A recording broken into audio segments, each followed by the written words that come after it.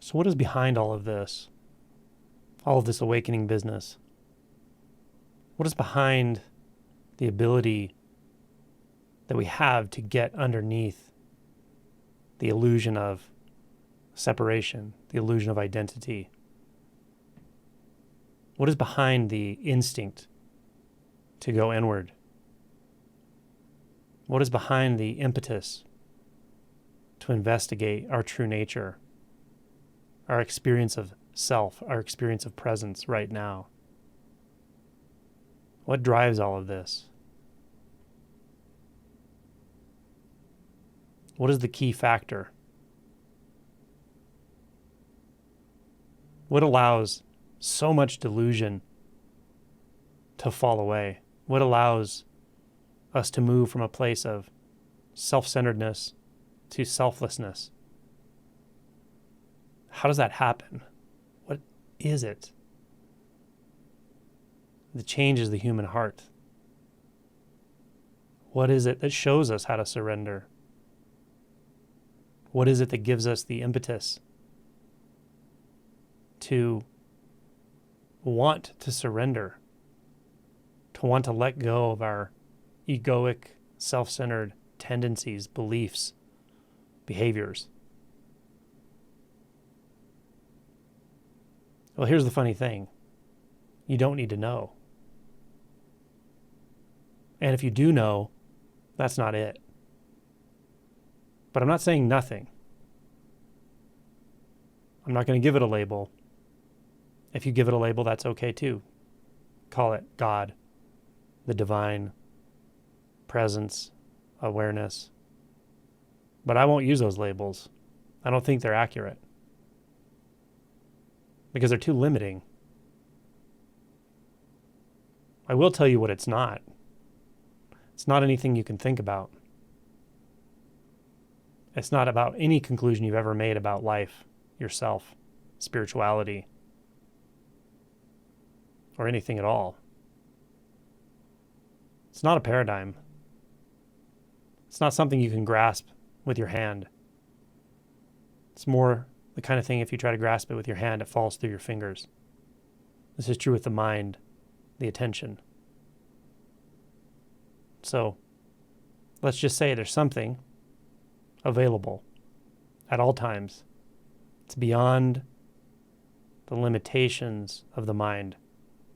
It's beyond the rather limited scope of what it feels like to be you right now. It's beyond the apparent structure of the physical world, three-dimensional space and time. It's beyond all of that. Or I could say it's more real than all of that.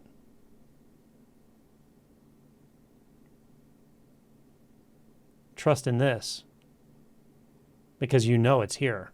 You know it's the case. It's vibrating in every sense field right now. Attune to that. Is it mysterious? Yes. But it doesn't mean it's somewhere else. It doesn't mean it's elusive. It's not elusive because you can't miss it. You've never missed it.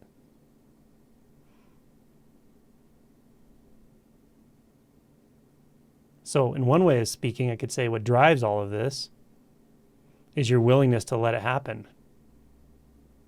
Your willingness to not get in its way. Your willingness to see how you can get in its way and how you do get in its way. Which is just a way of speaking. You can't stop reality from being reality. But by getting in its way, I mean trying to help it. Trying to turn it into what you think it's supposed to be, or what you think you want or need. If we always get what we think we want, if we always get what we think we need, we're miserable. We will suffer. So find that part of yourself that moves beyond your drives, your desires, your beliefs, your frameworks. Find that part of experience right now. It's right there. open to it.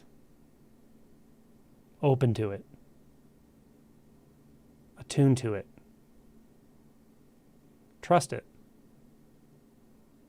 And trust that as the attunement continues, as the opening continues, you might feel things that surprise you.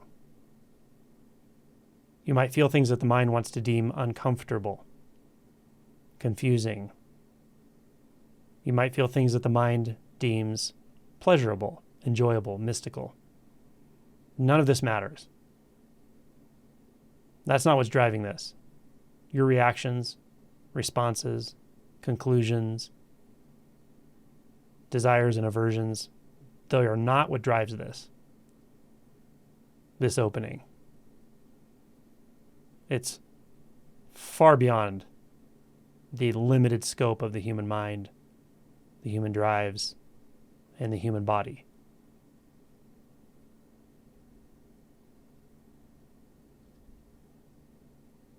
Our agendas pale in comparison to the power of what I'm pointing to, which I don't have domain over.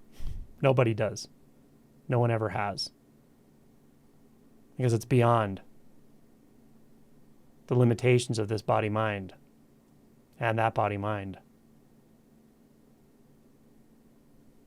It will show you where there is no body-mind apart from world universe, color, smell, sound, taste, touch.